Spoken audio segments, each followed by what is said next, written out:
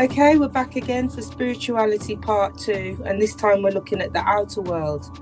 I think we went quite deep with the questions. They're quite challenging questions in truth.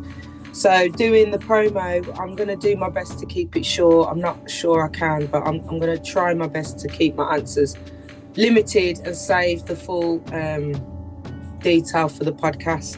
So question 1, how do external labels affect you in your spiritual and physical reality? External labels for me, I've always found challenging. I think as an empath, I'm very sensitive to other people's opinions and views, and I think I've let external labels really, people's opinions, people's labels that they apply to me, I think they've really gone deep into my heart and soul in the past. I think having experienced racism as well as a young child in school hurt quite a lot, and the kind of, I think in that regard actually the negative labels that were put on us as Black people actually proved to strengthen my character, because what their perception wasn't correct, and actually I think it served as a benefit in terms of the family having this really affirmative, positive view in terms of our culture and who we are. Without that, we could have all folded and broken. So it's either you stand up and you be proud of who you are in the face of adversity, or you buckle. And we don't buckle. So what role does our outer world play in our spiritual growth? I think once I realised how much my outer world is a reflection of my thoughts, it's led to me really being a lot more conscious about my thoughts. I like to visualize, I like to imagine.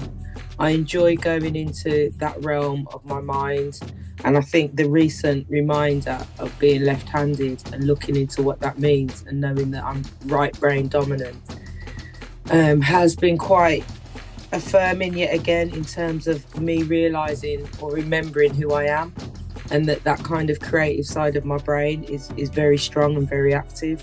So in terms of the outer world and my spiritual growth, I do my best to have a firm foundation so that I can visualize what I want into the outer world. How do you consistently reframe your mindset to structure your inner and outer world?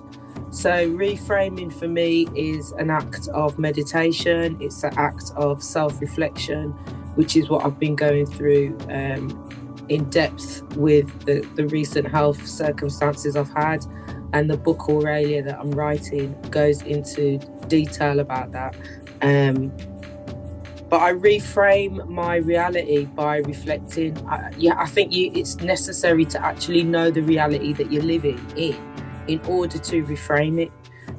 If you're running around and you're distracted and you're not focused on your own life, sometimes there can be elements of your life that you're not even aware of because you haven't given it the attention that it needs.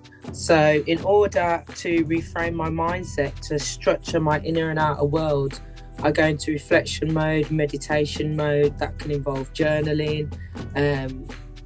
But yeah, I do spend a lot of time kind of being quite introspective. How do you see and actualize abundance when it's not your current reality? I think for me, I've got the luxury at the age I'm at to be able to look back on my life and see that when I had a certain mindset, certain realities followed. So there were plenty of times in my life where my attitude was, I make money, it comes easy to me, I've never had a problem. Sometimes there were points in my younger years, in my early 20s, where I had money and I didn't know what to do with it. I had it saved up and I went on holiday with it and things like that. But there was a time in my life where making money was simple. And I think what I struggled with was being in close proximity to somebody that was really negative and had a very negative attitude in terms of money, and they grasped onto it and they were tight, and they would do everything that within their power to use my money so that they would be able to keep their own money, and it wasn't something that I was used to. Even though I think my family are wise with their money, I'm not used to that kind of tightness, that kind of selfish, narcissistic way of dealing with money. I was always able to get what I needed out of my dad, and my mum was generous, and my aunt was generous, and the people around us were generous. So it was quite challenging to be in that. But what I've come to realise is that if you are around energetic forces, whatever energetic forces you're intimate with and around on a regular basis, it affects you. And it created a fear in me, and it also created a change in my perspective, that what I knew so strongly to be true, all of a sudden I started to doubt. And I came out of that situation actually with a lot of fears, which I've had to work really hard on changing and getting back to myself. So I can actualize abundance when it's not my current reality, because I've done it before. I know I can do it. And I've been doing it even though it may not appear that way to others. In the last few years, even though the circumstances look a certain way, I haven't been without. The universe has been providing.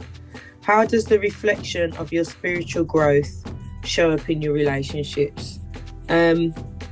Essentially, I am very boundaried. That doesn't mean that I am not susceptible to being love bombed. And my personal experience throughout my life, but I've got more clarity on it now at the age that I'm at, is that I attract people that would like to be within my vicinity, and that can lead to that kind of love bombing behaviour and false representation of self. And what I used to struggle with in the past was letting go of those people once their true face started to show, because I'm always aware that they're vulnerable, that they may need somebody because they don't have other people in their life. I've always been aware of that kind of thing. It's not like I was blind to it. But what I've really realised now, and it's in Aurelia yet again, is that those people are always going to be who they're going to be. I think, there's the saying, a snake is going to be a snake. So just because somebody is able to love bomb their way into your world, once you realise that they're not what they say they are, and that was a false representation, your wall should go up immediately. They should be evicted immediately. The walls should go up, the doors should get locked, and they should not be able to get back in, because they've manipulated their way into your world. And if they'd have presented themselves with their true face from the beginning, they never would have got in the first place, and they're well aware of that. So that's really how my spiritual growth shows up in relationships, in that my boundaries are super strong these days. I realise now, especially with having my children, that my weak boundaries used to be dangerous. They could have, had I not changed for the better and become more boundaried, they could have put my children at risk. And what I realised was, when it was just me before I had children, my self-love wasn't high enough to care enough. But I will protect my children with everything I've got. So it's easy for me to have boundaries as a mother. And my self-love is much higher these days as well. So yeah, that's the promo questions. I don't know if I did that quickly. To me, that was super speedy, quick fire round. In reality, I might stop this recording and it's 20 minutes, I don't know. But I've done it, that's the promo, and we're filming on Sunday, and it's a deep one. I've got a feeling we're going to go deep on this, and as always, I look forward to the reasoning. So we'll see you then.